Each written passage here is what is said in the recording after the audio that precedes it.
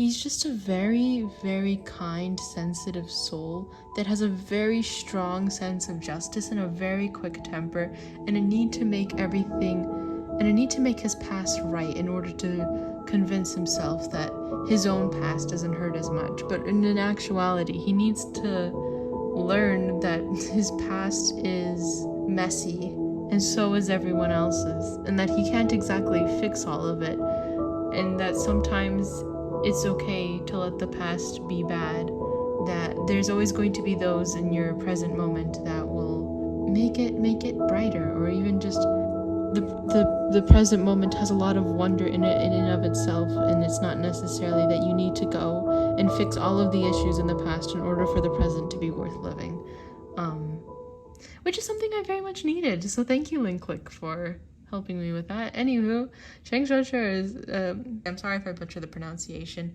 I forgot all of my Chinese classes that I used to take. So we're gonna continue slightly out of order for season 1.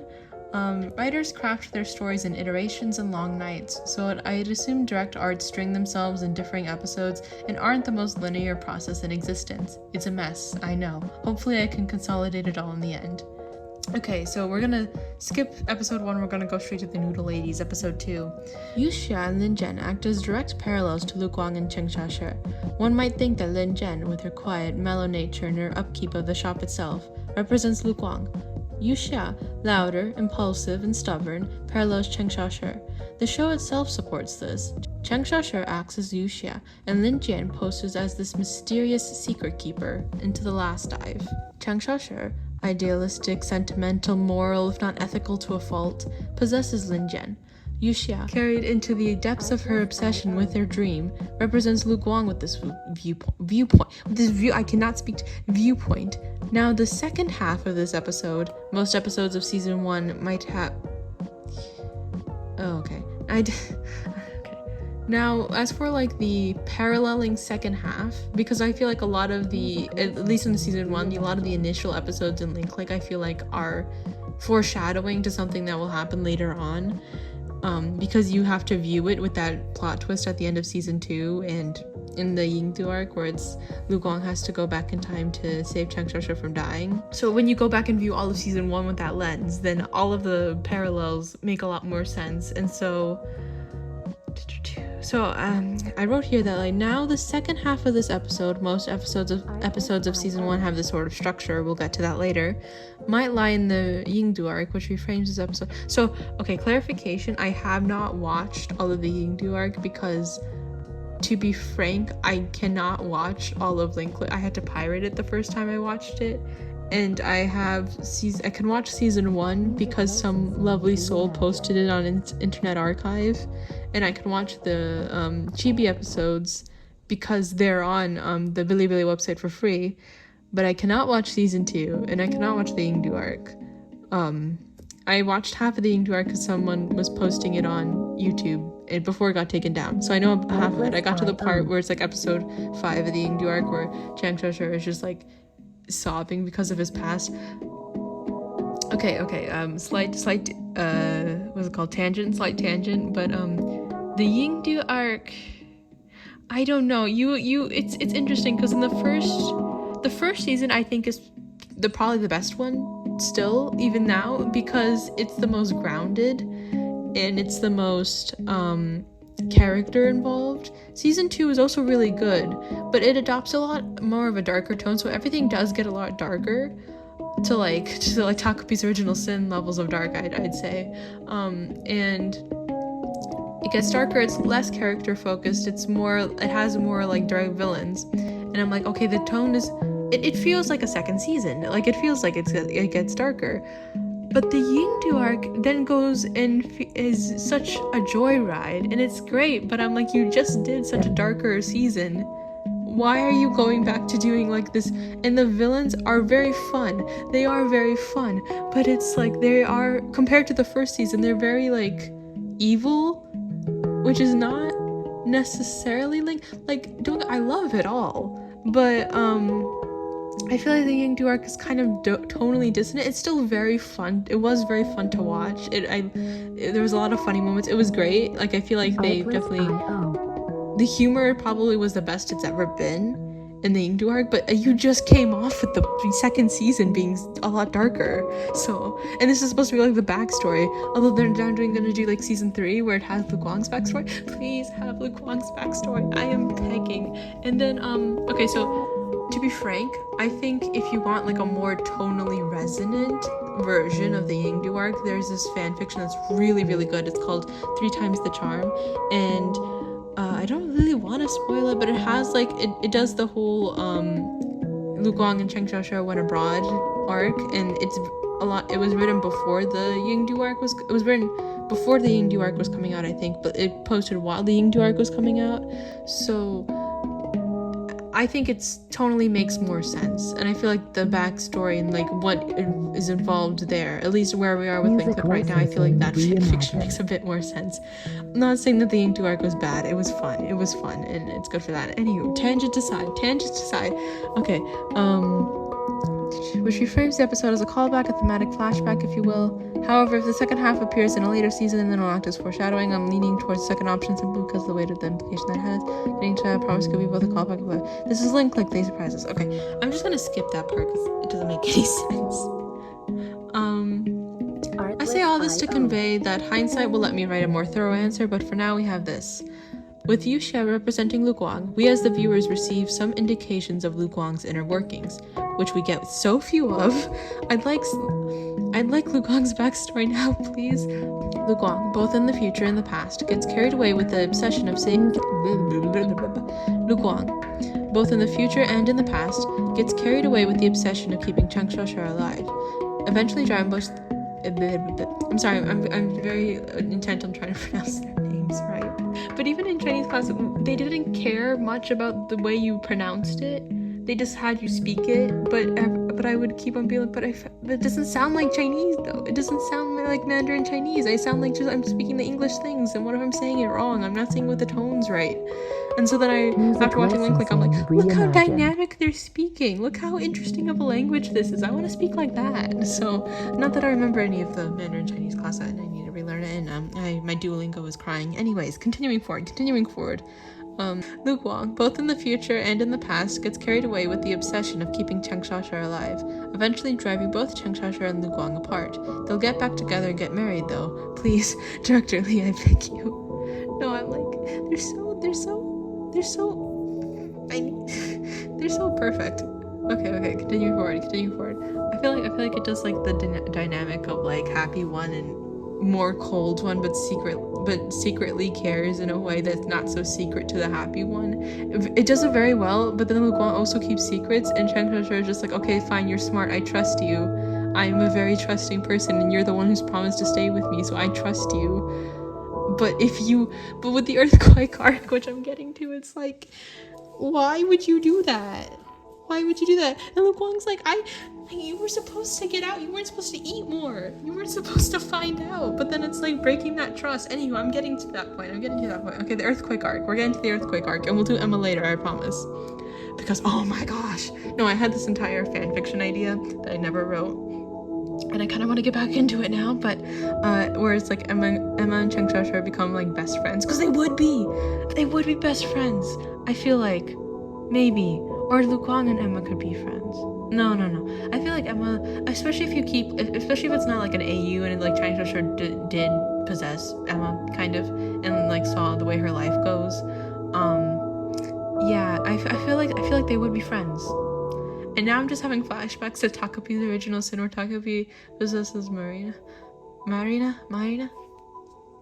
Anyways, yeah, I'm a little weak for like possession / time travel stories, if you can't tell, and Stars in Time is also really good. This arc explores Cheng Xiaoshi's trust. His trust towards Lu Guang, his trust towards his parents, and to himself.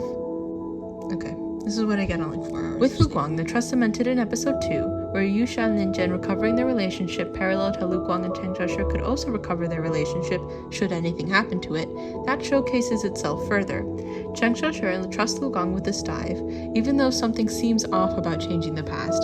Throughout this arc, he asks Lu Guang specifics about the mission and if it's really okay to change the past. Lu Guang gives vague answers. Cheng Xiaoshi trusts him. You're always right. Okay. And One thing I don't often see in interpretations of Cheng Xiaoshi is just how perceptive this guy is. Like, he is not book smart, but he is so perceptive in how people act and why people would act that way and if anything is off. And that gives me such, like, traumatized core, in the sense of, like, if he realizes how awful humanity can, I'm gonna spoil this analysis, but I'm sorry. If he realizes how awful people can be after his parents left, he's now going to start suspecting everyone can be that way. So it gives me the idea that he's now, like, super perceptive of how people act and who he can trust and who he can't trust, because he's looking for signs that they might say something that's mean to him, because I'm assuming that when his parents were still there, people were nice to him, and so now all of a sudden everyone's turning on him, is how I'm imagining it, and so now he can no longer trust anyone, and so now he's perceptive for that reason, because he needs to be able to figure out who has it's like he's trying to figure out how people will act for that reason. And hence why later on in the earthquake arc, it's like Lu Guang breaking Cheng Xiaoshi's trust like that, especially because Lu Guang knows about Cheng Xiaoshi's trauma, which he's sensitive about. Like, okay, moving on to episode 4, the focus of trust shifts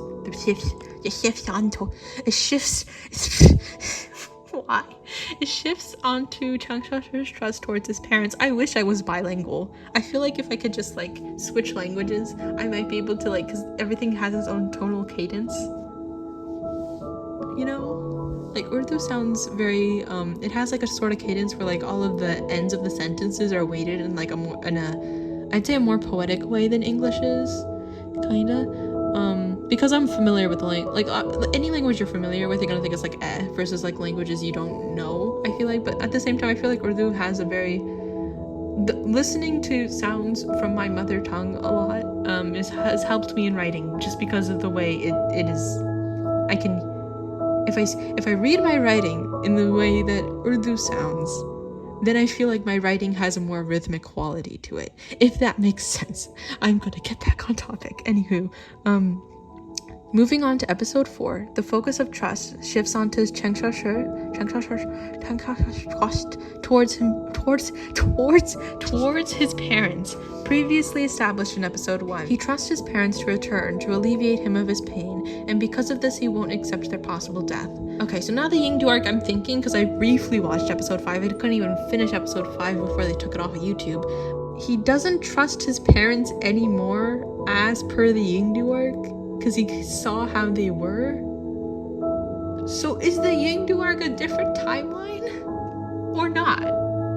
Like, I'm not sure if Link Click will do the thing where it's like, oh yeah, Lu Guang has gone back in time like 3 times, or if he's gone back in time like 50 times or 100 times. Because I feel like, okay, time travel's cool, but then if you have, like, for example, In Stars in Time, who else did that? In Stars in Time, and then there's and then there's this one book called Quality of the Purple, where they both have, like, time travel to save other people, to save, like, friends, technically found family, friends, found family, romantic love interest, partner, like that sort of thing. So they go back in time to save that person, but in, like, the first couple times, like, oh, okay, this is interesting, and then it reaches a new level of interest when they try so many times that now they're getting desperate, and they've repeated that so many times that now it's like their entire life is losing all meaning to them. Like, In Stars in Time, I think, does this really, really, really good.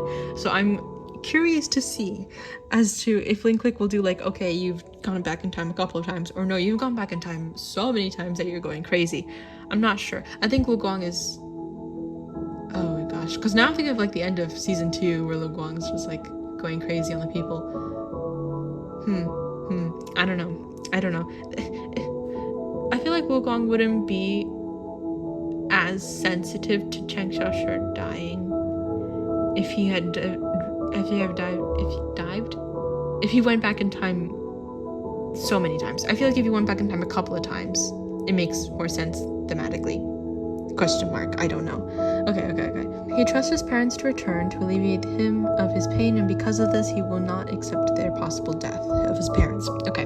After Cheng Xiaoshi realizes the truth, the incoming earthquake, he loses trust in Lu Guang, and his trust in his parents to return fluctuates. In episode 5, the theme shifts to Cheng Xiaoshi's trust in himself.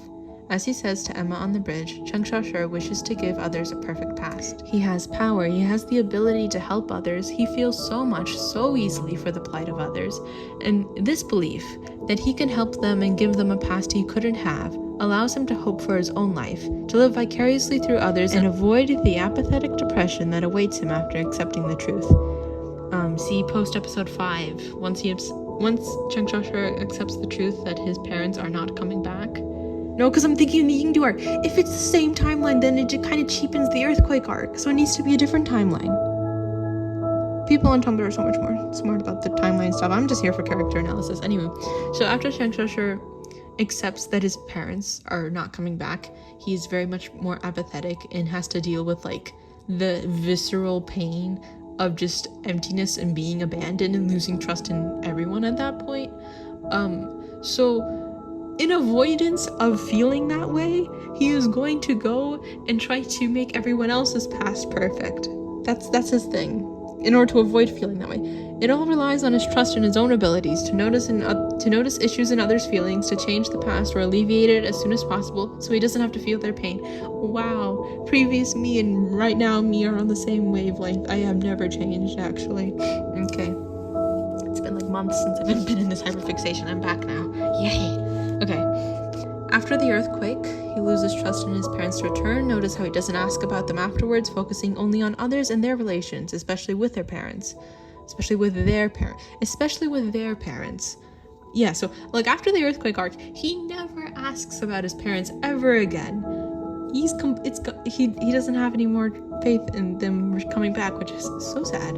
And he loses trust in himself, his ability to counteract the pains of time. Lu Guang lies. His parents died, and he cannot change the past. The line he says near the end of episode 5, "If I can't save them, what's the point of delivering those words?" also says a lot about Cheng Xiaoshi's character. He wants to save people, to improve their past. He believes that that's the point of his powers, that the end result must be fixed, no matter what happens in between. No, he doesn't care about the rules of what could happen. He cares about the emotion not being felt, like no one else having to experience that pain, and he himself does not have to experience that pain. He does not want to feel like the full breadth of that painful emotion, so therefore he's going to do anything in his power, because it's, to him, that's much more dangerous than breaking the rules, having to experience loss and abandonment. Yeah, totally. Okay. Both the narrative and Lu Guang provide a counterpoint, as it shows how the words Cheng Xiaoshi delivers to Cheng Xiao's friends, the basketball guy. Okay, so at the end of episode 5, I think it is, it has Cheng Xiao. It shows Cheng Xiao with his own child singing that same lullaby song, and how the words that Cheng Xiao said in the past. I'm just tripping up on everything. I'm sorry. How the words Cheng Xiao said in the past had like comfort now. Come back to like comfort the basketball dude's current life in a way that just shows how meaningful those words were. Even though in the end everyone still died, those words still meant something and still changed something that it was meaningful, you know? Even if Cheng Xiaoshi couldn't find a way to change fate, the moments in between were worth it all. Hence why I think the show will probably keep Cheng Xiaoshi dead. It hurts, but considering the themes of Link Click, it makes more sense. The Yingdu work might change my mind on that if I think on that for too long, because I feel like his death in the Yingdu arc was not drawn out enough. I feel like with Link Click, they can twist the knife 15 times and still find it in them to sprinkle salt on the wound. Like, they are fully capable of making Cheng Xiaoshi's death the most painful thing in existence. And I think that's what they're going to do at some point. Okay, so now for the Dodo arc. I promise we're getting to Emma. After Cheng Xiaoshi returns from the earthquake dive, Lu Guang comforts him with the phrase, "Fool, let the past be, for we cannot change the past. Let the future be, for it will change because of us." Also, can we talk about how soft Lu Guang's voice is here? The voice actors are so good. Like, I can understand if you want to listen to anything other than its original language, like in the dubs, because a lot of voice actors in a lot of different languages, they're all really good. But I just want to emphasize the original Mandarin Chinese voice acting is sublime. It is so good. Like, please. Okay, anywho. Cheng Xiaoshi only listens to "you can't change the past," not fully hearing all of the words Lu Guang said at that point. Cheng Xiaoshi brings this belief with him and drowns in his pessimistic misery.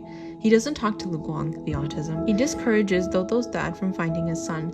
He refuses to accept the mission, even though he still cares and looks up information about Dodo. He doesn't think anything good will come of it, though. This parallels what happens after Shu Shanshan is kidnapped. It's been a while. I need to listen to actually how they pronounce the names. I'm sorry if I keep harping on this. I'm sorry. There he has the confidence. With Shu Shanshan, he has the confidence that he can improve the future and be helpful, so he tries to take action with his abilities, unable to let the situation rest because of his anxieties and guilt. When Xiaoling tells him the story of her regret and her escapism, her character as a whole playground to analyze as well, Cheng Xiaoshi agrees. Since Xiaoling is asking, since this whole trio deals with regret in their own way, and since Lu Wang got him boba tea, probably other reasons as well, Xiaoshi reunites Dodo with his father, which rekindles some trust Cheng Xiaoshi had in his abilities, allows him to listen to the "because of us, the future will surely change" portion of Lu Guang's words, until he misconstrues it in episode 9, but we are not there yet. Yes, Cheng Xiaoshi cannot change the past, but he can change the past to change the future. That's where his abilities lie. It's a new sort of hope. Shu Shanshan. Here, this mission showcases how Cheng Xiaoshi hopes in his abilities, while also not fully regaining trust in Lu Guang. Lu Guang will not take Emma's case, and Lu Guang led him astray in the earthquake arc, so Cheng Xiaoshi can take his words with a grain of salt. During episode 10, Xiaoling reveals Cheng Xiaoshi's backstory to the audience, and it shows how he reacted to his parents leaving. More likely than not, we'll get more information about Cheng Xiaoshi's parents in the Yingdu arc, which we did, but for now... Okay, honestly, I don't fully understand Cheng Xiaoshi's parents in the Yingdu arc. Like, I need to probably watch that a couple more times, and I don't have the ability to do that. But we are agreeing that Cheng Xiaoshi's mom is simply possessing the girl from the classroom, right? It's not a whole teacher ex student thing with like a huge age gap, and B, she's not I don't think she's much older than Cheng Xiaoshi, so like it has to be possession. I don't know. Okay, anyways. The whole like Cheng Xiaoshi doing the test thing where it's like answer C was so funny though. Like if you haven't read the fanfiction me and the midterm curve where it has like Cheng Xiaoshi failing statistics, I highly recommend it. It's so much fun. Anywho, continuing forward. Onward. He doesn't want anyone else's sympathy, and he clings to the past, as everyone else in his life left when his parents left. Anything that relates to their absence hurts Cheng Xiaoshi, so he shuns it all out, wanting to stay within the moment when they were with him, not wanting to accept how time has moved on. So I had written this one little section of fan fiction where it was like, and it's really bad, it was just supposed to be like a quick sketch kind of thing, and it basically, I'm just imagining the idea of like taking a picture and staying in that picture, in that moment, never leaving that moment. Yeah, that's basically what he's doing. Xiaoling remarks how, during the scene where young Cheng Xiaoshi worries that the earthquake killed his parents and cries out that he misses them, only then did she realize what he felt when he said, "I don't want your sympathy." As in, she realized that he never quite allowed himself to process that they're gone for good. Also very autistic of him to reject change. I'm sorry, he gives me such like autism ADHD connection core thing. Yeah. So I feel like both Lu Guang and Cheng Xiaoshi are like some level of neurodivergent. I don't know which flavors they are though. His photographic abilities symbolize this desire. He wants to go back in time to where everything was okay and make sure it stays okay. This parallels how he acts around most people after his parents leave, which also shows the difference between how Xiaoling describes him, devil-may-care attitude, doesn't get attached easily, and how the audience sees him act throughout season 1, teasing, but cares and he empathizes almost immediately with everyone. Okay, superseding his usual deduction with strong emotion. So yeah, usually Cheng Xiaoshi has very good deduction skills, but when he has a strong emotion, all of his deduction skills go out the window, because he's very impulsive as well. And also, it's like, yeah, so Chaoling just says, like, oh, he doesn't really care, he doesn't get attached easily, and I'm like, okay, so he got very attached to Emma after, like, an hour, and he, like, even in episode 1, he's like, how does she do this all day? How does she live with this? How does she... And it's like... And then with, like, Dodo, he secretly cares. He's going to go and look it up. And, like, he's very caring and gets very attached very easily. But Chaoling has, like, the devil may care, doesn't get attached easily. She says that. I was, like, so confused. But that's just how he has to act, because, that's just how Cheng Xiaoshi has to act after his parents left, because then he doesn't know how to trust people anymore, because everyone else kind of betrayed him. Okay, Cheng Xiaoshi acted aggressive to others, like his classmates, because they moved on from the past, continued living, and pointed out that Cheng Xiaoshi is also continuing to live. It's a defensive mechanism against time itself. With those he's comfortable with, like Shu Shanshan, he has a playful sort of teasing, and as shown in episode 9, he worries a lot about her. Also, I'd like to point out that in the chibi episodes, Cheng Xiaoshi analyzed Chaoling's phone scrolling habits, figured that she was unhappy and wouldn't tell them why, and proceeded to get all of her favorite foods to make her feel better. They are the best siblings ever. Like, isn't that so sweet? Isn't that so cute? That's lovely. Look, they're just the best siblings ever. With Lu Guang and Chaoling, it's a trust and vulnerability he doesn't show to anyone else. He misses his parents, and he asked both of them over the course of season 1 whether they would return. The difference between their perspectives, Chaoling thinking that Cheng Xiaoshi doesn't get attached easily, while Lu Guang thinks that Cheng Xiaoshi gets attached too easily, stems from Cheng Xiaoshi himself. In the present moment, still stuck to the past around other people, juxtaposing Cheng Xiaoshi living in the present, with the power to fix it, to change fate so everything stays okay. What was that sentence? It makes more sense in writing. I write. I don't speak, I write. That's how we do things. So I'm just gonna leave that there. Okay, I'm so excited to see how Lu Guang parallels us in the Yingdu arc. The difference between the reactions when the other dies is everything to me, but that season 2 isn't in this analysis, so forward we go. Okay, yeah, so Cheng Xiaoshi, like, choosing not to go back in time to save Lu Guang versus Lu Guang going back in time. Like, I know it's been said to them, like, to the moon and back, like, whoa, the parallel, but the parallel is so good. Like, the way they completely break their rules for each other. And Lu Guang, the first couple of minutes of the Yingdu arc, like the first episode, where it's like the really good animation, the basketball, and the butterflies, like, it just shows how, like, analytical he is about everything. Lu Guang, how analytical, and how I wish the entire season was like that, where it's like very much from his perspective, but okay. Where it was like he's very analytical, and he's very like, I need it all to be okay. I need the rules to make sense. Because I feel like, I don't know how Lu Guang views Cheng Xiaoshi exactly. Like exactly what does Cheng Xiaoshi mean to Lu Guang, as other than someone who trusts Lu Guang. And I don't know what trust itself means to Lu Guang. Yeah, I know what trust means to Cheng Xiaoshi, but not Lu Guang, because we don't have his POV yet. But I don't know, maybe Cheng Xiaoshi is just like another constant. I don't know. Okay, speaking of perception, both Chaoling and Lu Guang tell Cheng Xiaoshi that they like him because he's naive, warm, and expresses with openness and optimism. He's also vulnerable, which makes them want to protect him. This plays a lot into his final speech at the end, when he tells Emma about those who will shine their light on her, referring to Lu Guang and Chaoling. It recontextualizes the episode 9 fiasco, where he realizes Liu Min killed Emma, as both of them trying their best to protect Cheng Xiaoshi from his own empathy, emotions, and mistakes. It makes him thankful for their presence, for them softly encouraging Cheng Xiaoshi to move forward. So he does.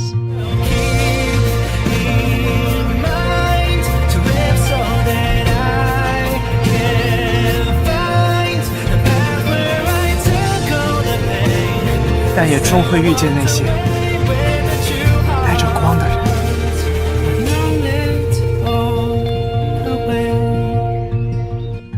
Okay, Emma, here we go.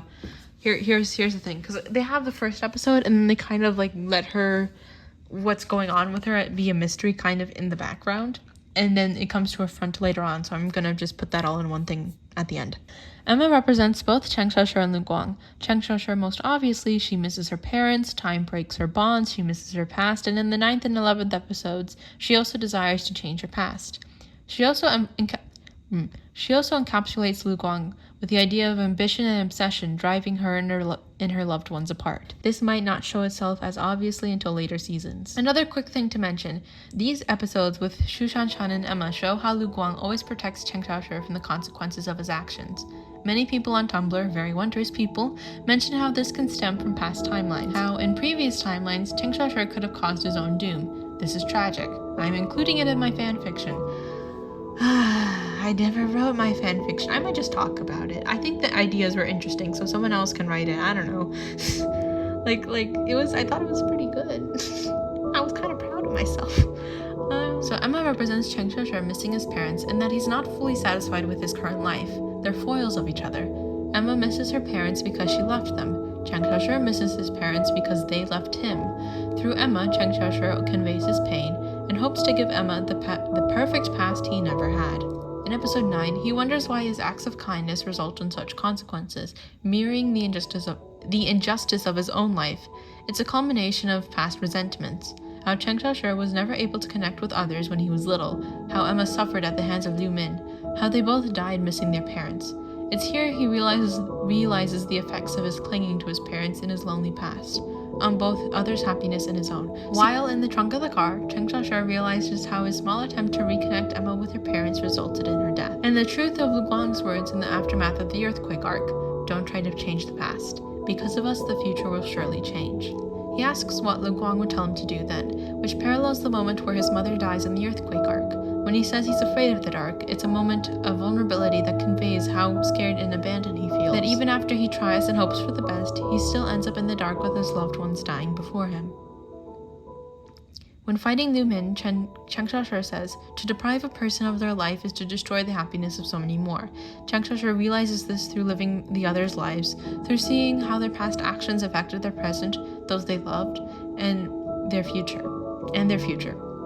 Before, he fixated on the loss of his parents, characterizing himself and others through this lens of loss and tragedy, with his glimpses of hope via his ability to fix the past, to give them a perfect version of their past.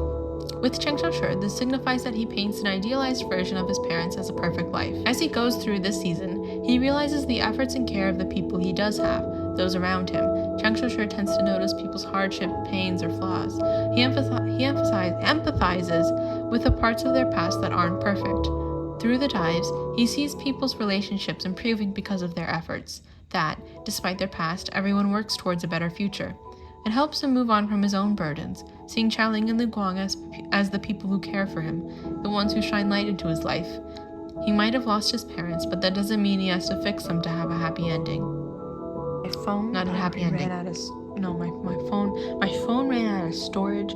I do not understand how people can record video essays on their phones. What do you all do? Do you all just not have a million pieces of fan art on your phone? What are you doing? He might have lost his parents, but that doesn't mean he has to fix them to have a happy ending. Happy ending? No, a happy life, not ending. He might have lost his parents, but that doesn't mean he has to fix them to have a happy life. Possessed Xiaoling proceeds to stab Lu Guang. Okay, I wrote at the time, I have more to say, but I'm quite tired and I don't want this to sit in a document forever, so more rambling will be out for later posts. Thank you for reading, or in this case, watching the whole thing. And I have a Cheng Xiaoshi doll that I never finished. I do have a needle felted one that I made for a friend that I never saw ever again.